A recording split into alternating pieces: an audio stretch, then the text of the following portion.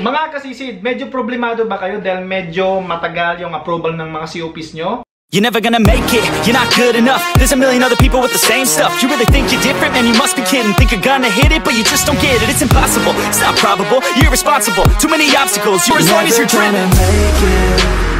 Good day mga kasisid! So I'm back, this is again Kuya Sid. And sa mga bago pa sa channel ko, please don't forget to subscribe sa channel ko guys. Kasi lahat ng mga katanungan nyo guys, nandun sa vlog ko. Please search Kuya Sid sa YouTube. And lahat ng mga questions nyo sa page ko, sa Facebook page ko na Kuya Sid, sa mga inbox na nandun sa page ko, lahat sasagot yan sa mga vlog ko. Ngayon may panibago tayong vlog. Ang vlog na to is tuturuan ko kayo paano mapabilis yung approval ng COPs nyo at saka yung mga COs at saka GOCs nyo. Mga kasisid, medyo problemado ba kayo dahil medyo matagal yung approval ng mga COPs nyo? Ngayon, bibigyan ko kayo ng mga tips para mapabilis yung approval ng COP nyo at dapat sundin nyo tong mga guide na to para walang problema yung COPs nyo. Number 1, kailangan i-upload nyo muna lahat ng mga documents nyo sa mismo doon sa Documents tab. Bakit? Para kung sakaling may problema doon sa application nyo, mabilis nyong mahanap yung documents nyo kasi naka-upload na. Compared pag nag-apply kayo, saka pa kayo nag-attach, medyo mabilis yun yung process na yun. Now, make sure na pag nag-apply kayo, medyo maayos or mabilis yung internet connection nyo. Now,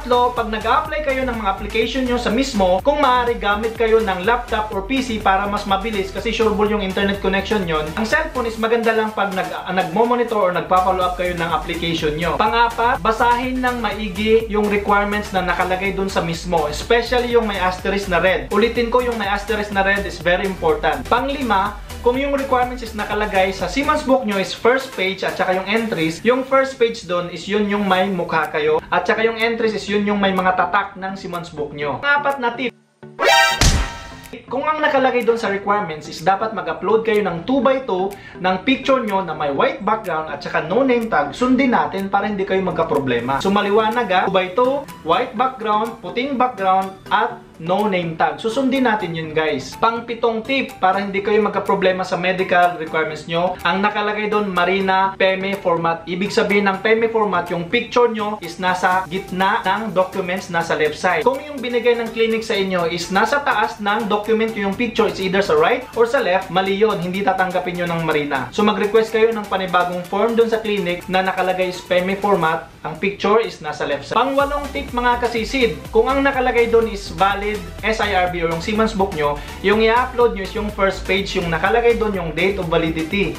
So yun yung ibig sabihin ng documents na hinahanap ng Marina. Pang-siyam na tip guys, so kung ang kailangan ng Marina doon is Certificate of C-Service, make sure na i-upload nyo yung correct na C-Service. Maliwanag, hindi blurred, at klarong-klaro yung date ng pagsampa nyo hanggang sa pagbaba nyo kasi yun yung titingnan nila. And make sure Certificate of C-Service yung i-upload nyo kasi maliwanag ang nakalagay doon, Certificate of C-Service. So wag kayong mag-upload ng kung ano-ano. Yung iba, sina-upload nila is Siemens book. So mga kasisid, since available na ngayon sa mismo yung COC, COE at saka GOC, yung mga requirements doon is same lang naman sa COP. Just please read carefully para alam nyo kung ano yung mga dapat na i-upload and make sure yung may asterisk na red, yun yung dapat na i-comply nyo at sundan nyo lang yung mga requirements nila. Number 12 na tip, di ko alam paano Number 12 na tip, kung lahat ng mga documents nyo ay na-upload nyo lang na maayos, please review properly. Baka may mga mali kayo para pagdating dun sa Marina na database nila, maayos yun at saka walang problema. Number 13 tip, kung lahat ng mga documents nyo is uploaded na, wag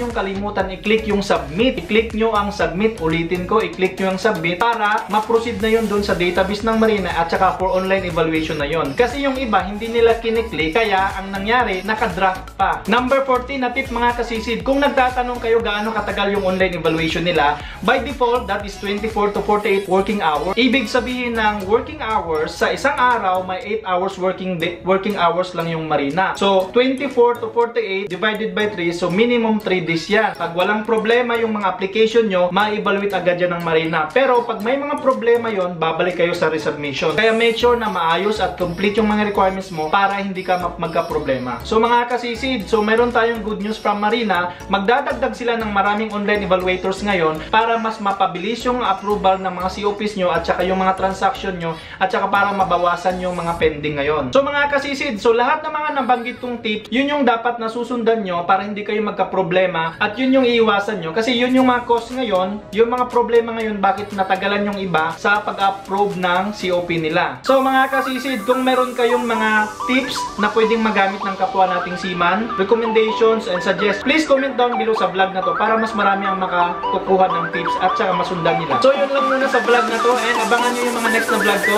Salamat sa panonood and God bless, and see you on my next vlog.